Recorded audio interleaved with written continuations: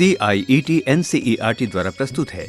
कक्षा 3 की हिंदी की पाठ्य पुस्तक वीणा के एक पाठ पर आधारित कार्यक्रम बीरबल की खिचड़ी। अकबर के दरबार में अनेक विद्वान थे।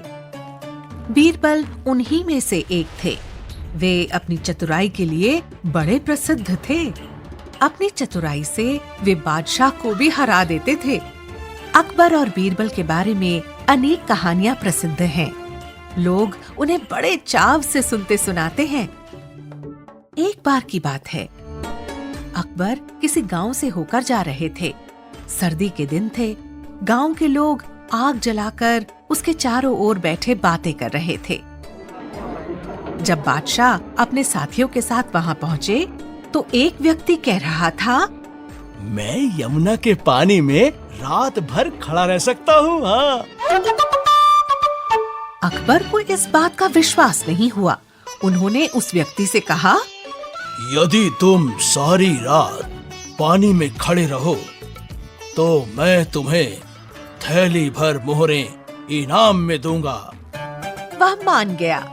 अगली रात वह व्यक्ति यमुना के ठंडे जल में पूरी रात खड़ा रहा।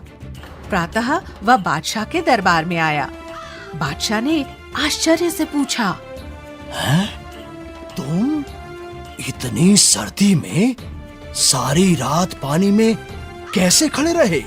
उसने नम्रता से उत्तर दिया, महाराज, आपके राजमहल से दीपक का प्रकाश आ रहा था।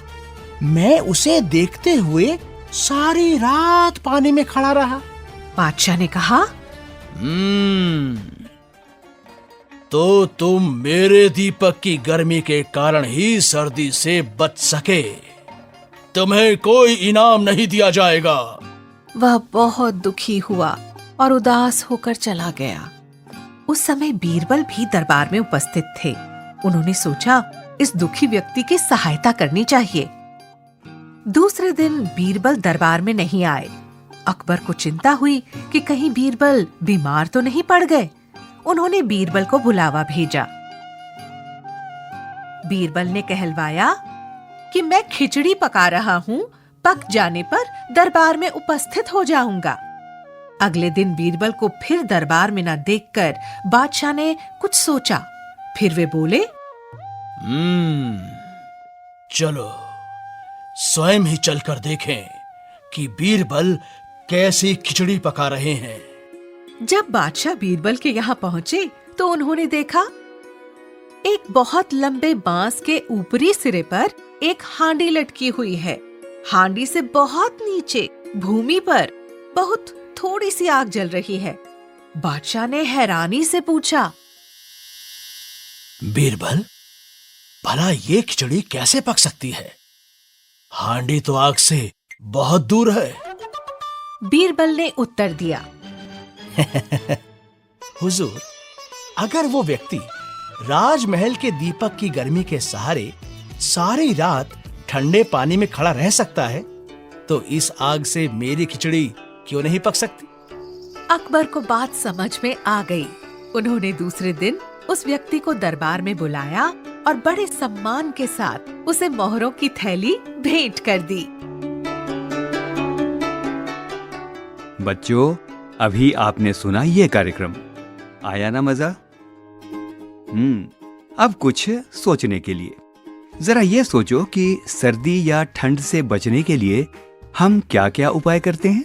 सोचो, इस कार्यक्रम में आपने बीरबल के बारे में सुना, तो अब पता लगाइए कि बीरबल की तरह दूसरे राजाओं के दरबार में भी ऐसे कौन कौन से प्रसिद्ध लोग रहे हैं। बीरबल की खिचड़ी के अलावा क्या आपने अकबर बीरबल की और भी कहानियां या किस्से सुने या पढ़े हैं? यदि हाँ, तो कौन कौन से? जरा हमें भी बताइए। प्रिय श्रोताओ, आप हमसे हमारे IVRS नंबर और ईमेल पर संपर्क कर सकते हैं। हमारा IVRS नंबर है 8800440559 और हमारा ईमेल का पता है audio@ciet.nic.in। बीरबल की खिचड़ी। अभी आप सुन रहे थे ये कार्यक्रम समन्वय प्रोफेसर राजेंद्र पाल, तकनीकी समन्वय बटी लैंगलिंगडो, कलाकार प्रवीण शर्मा और ऋचा सयाल, ध्वन्यांकन मयंक कुमार, मार्गदर्शन अजीत होरो, निर्देशन विमलेश चौधरी तथा निर्माण कुसुम लता। यह कार्यक्रम CIET NCERT नई दिल्ली भारत द्वारा प्रस्तुत किया गया।